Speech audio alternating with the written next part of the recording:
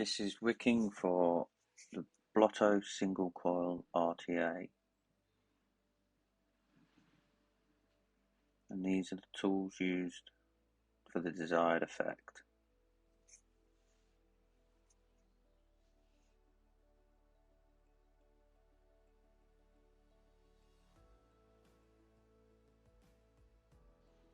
This is the deck we're working with. Here's the wick and the coil.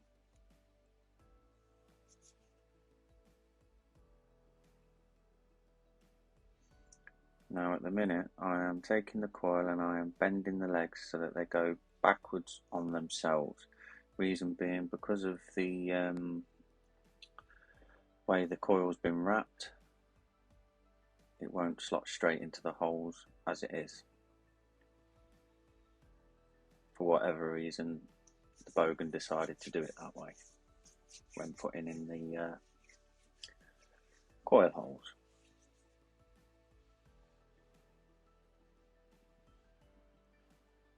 I do that first because I found that if I cut the legs to size before bending them over, they are too short. You will touch the bottom of the deck.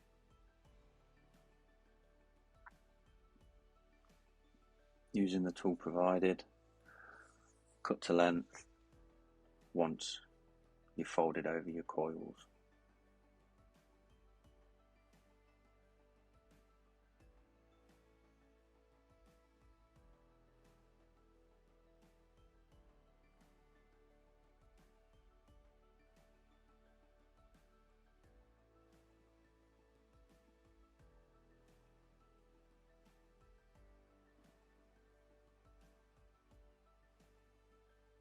Now both legs are cut, we can get on with the installation into the deck.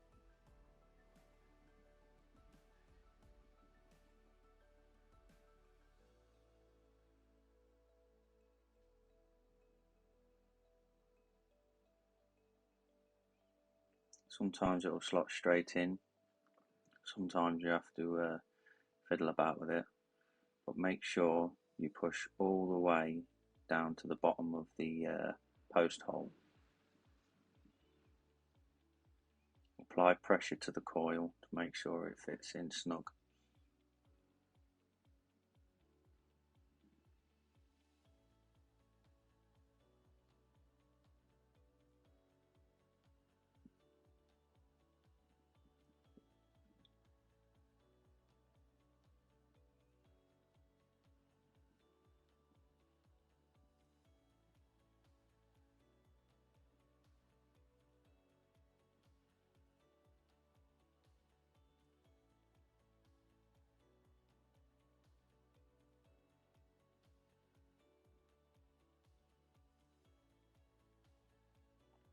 Sorry for the camera angle, this is the first time I've done this, so trying to keep it in the centre was a bit of a nightmare.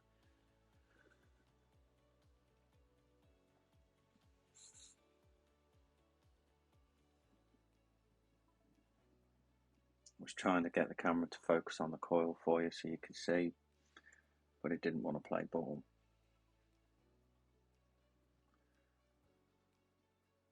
So adjust the coils to where you'd like them to sit. Now you'll notice that I go back and forth with the coiling rod. This is just to make sure that it will go in and out without catching. Reason being, once you fold the legs over, you can then turn it and it creates a pinch point at the front and the back of the coil. So when you're trying to put your wick through, it doesn't want to go through nicely, so you end up pulling it through and cotton getting stuck on the coil and not pulling through with the rest of the cotton. So always make sure that your coiling rod will pass through without any restriction.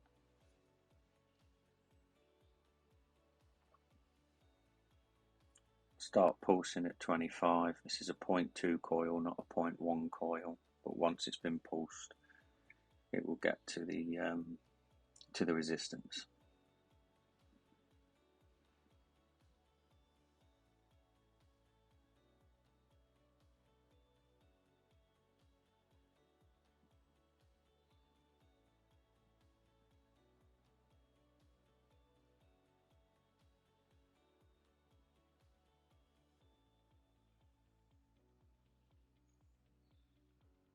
Doesn't take much to get the hot spots out of the coil.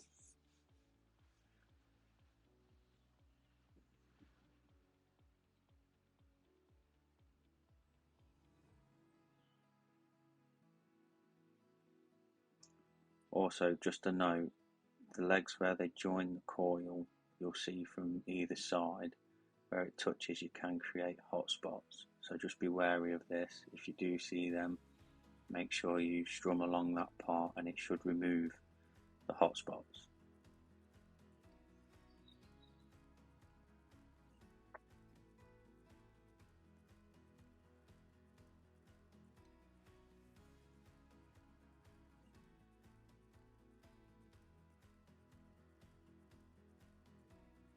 I like to go up and just check as I'm going up on the wattage that the coils are still no hot spots there.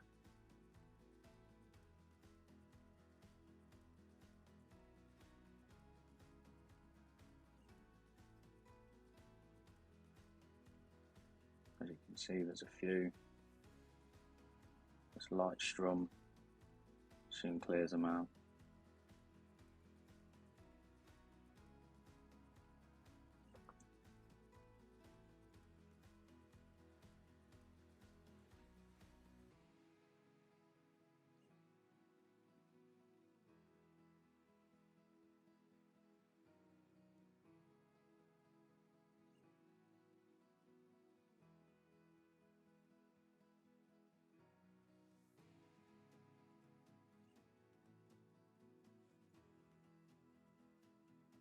Now you can see the resistance is actually starting to get to where it needs to be.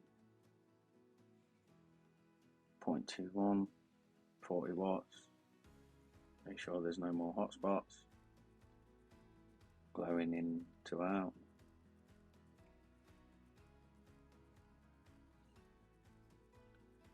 And then I use the coiling rod again at the end. This helps with cooling the coil down quicker as well, because the heat transfers into the coiling rod.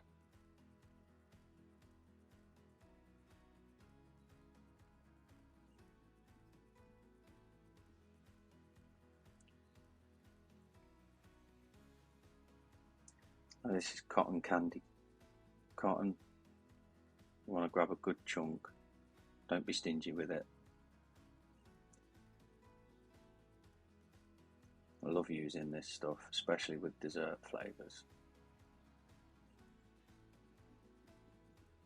Fluff it out, get out any clumps that you have in the cotton.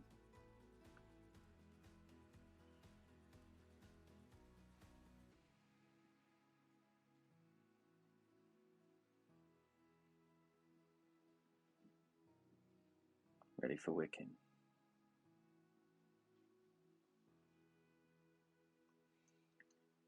Once you've fluffed your clumps out and cut to your desired length, you don't want to take too much out. Reason being, you want to fill these holes with cotton, a lot of it.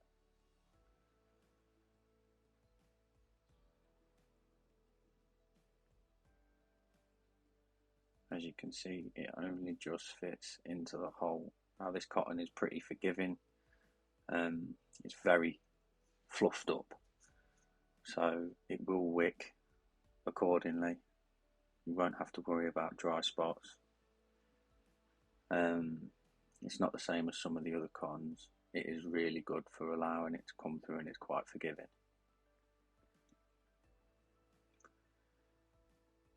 The camera would not focus for love nor money so that I could show you whereabouts it's sat.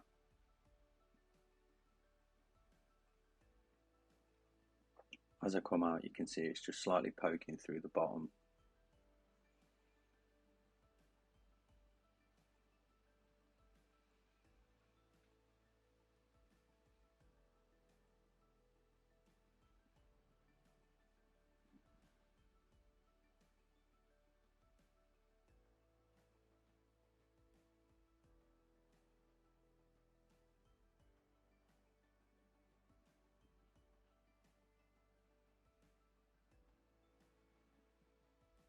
I use the same tool that I use for fluffing the cotton out to put it in.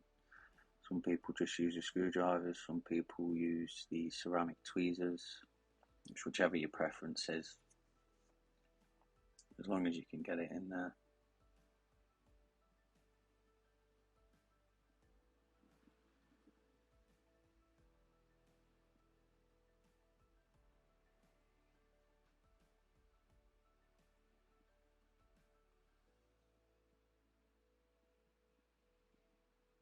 As you can see, I take quite some time doing this bit just so that I can make sure it's all in. There's nothing, no cotton covering the threads at all.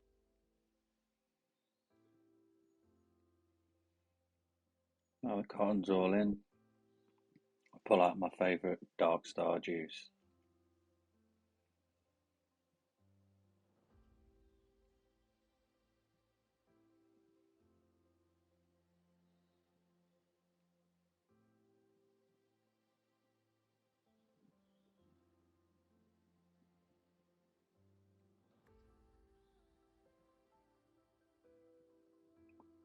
That's right, RPM.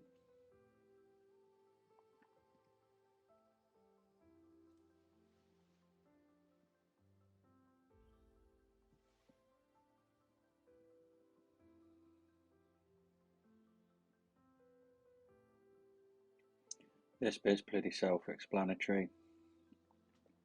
Just get all the cotton wet, lather it in the juice, try not to waste it.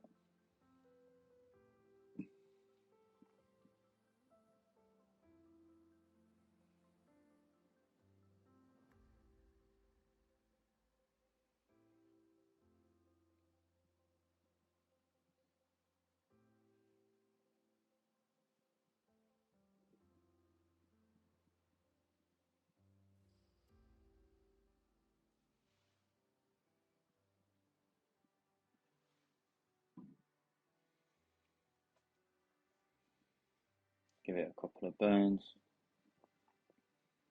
As you can see, I'm using the whole of the nozzle where the juice has rolled down, rubbing it across the coil to make sure I'm not wasting one little drop of this stuff.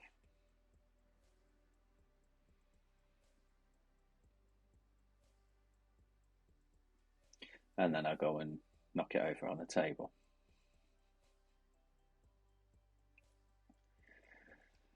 So I start to tighten the top of the tank back on, but I never fully tighten it whilst it's on the mod.